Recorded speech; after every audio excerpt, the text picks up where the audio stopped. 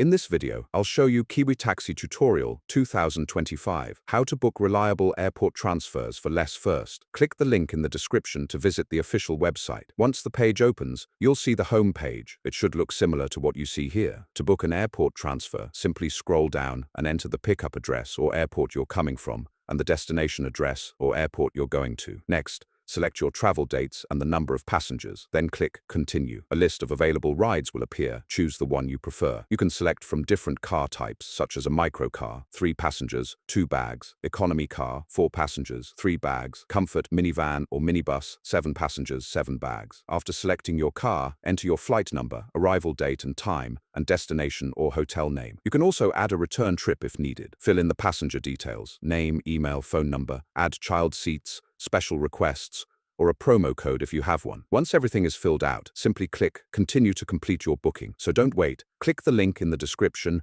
grab your discount code, and start saving today. If you found this guide helpful, click the link in the description. Don't forget to like, subscribe, and stay tuned for more tutorials and exclusive deals.